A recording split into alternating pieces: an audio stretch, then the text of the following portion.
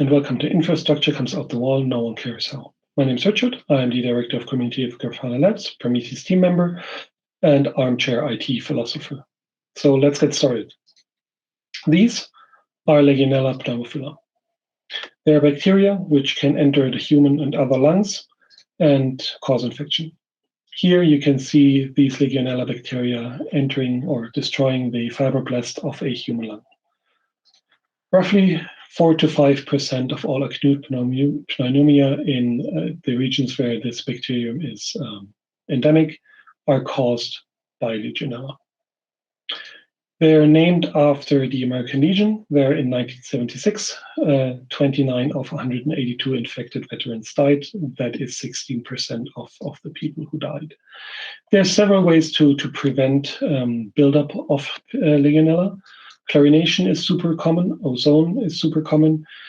Heating your water in the piping to over 60 C or 140 Fahrenheit every year. There's also passive prevention mechanisms like that vaporizers and such need to dry out every 24 hours, or that valves and piping don't have any dead space, which is also why it's so important that you actually cut off any unused piping and ideally seal it off without any dead space, because that's where Legionella can build up. What you also didn't know is that UV lamps are generally quite useless against most types of waterborne bacteria, Legionella amongst them.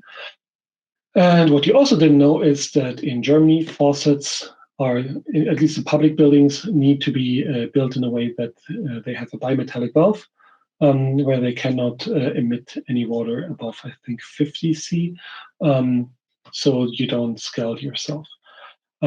You also didn't know that the main reason for adding stuff to your wiper fluid is not the cleaning agency. It's that you prevent the buildup of bacteria and other microorganisms, in particular Legionella. Of course, drivers getting Legionella when they don't put any fluid or any cleaning stuff into the wiper fluid is one of the main causes of illness or for drivers. To look at a different thing, this is the geometry and physics of a 400 volt line.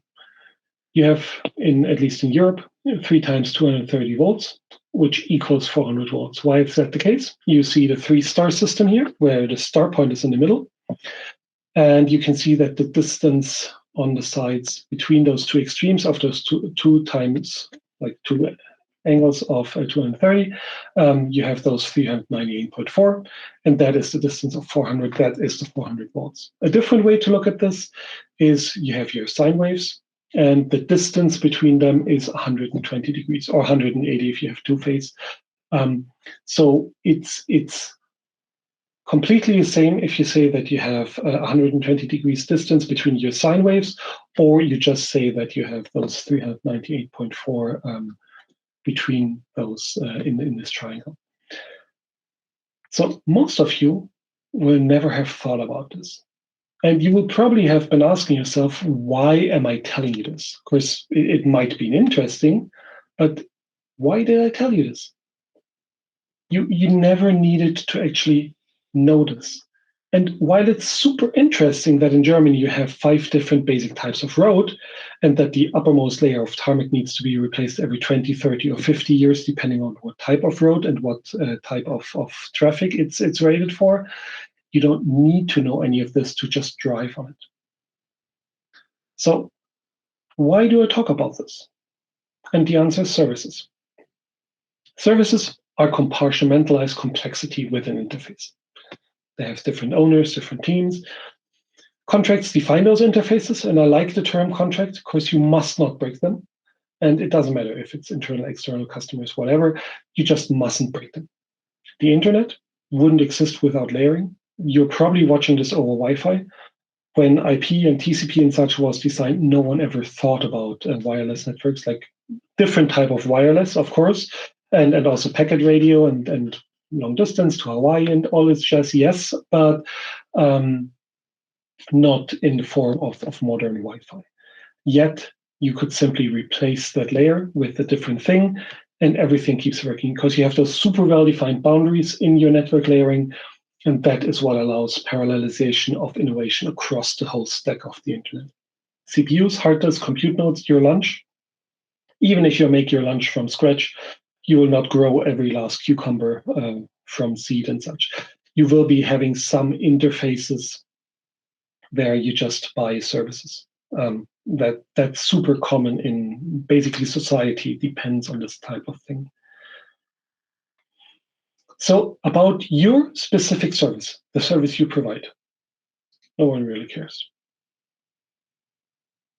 as long as it's working. And this is super harsh, but stop and think about it. Like actually think about it. As while you might really care about the services which you provide, for most anyone else, it is just another thing which they have to pay for, which needs to work, which they don't want to deal with. Of course, it would just be hassle. If the water stops coming out the wall, you won't start thinking about what might have gone wrong, or if the pumps have enough electrical power, or if some automated shutoff due to contamination, or what have you. You pick up the phone, you call someone to just fix this, of course you need a water. That's it. And that's how you need to think about your services, because you need to build them in a way that they become absolutely invisible. Of course, they're just so reliable, so well working, that they are actually allowed to become infrastructure, something which other people can rely on without having to think about it all the time. And this reliability aspect is super, super important, because you don't want anyone to catch Legionella.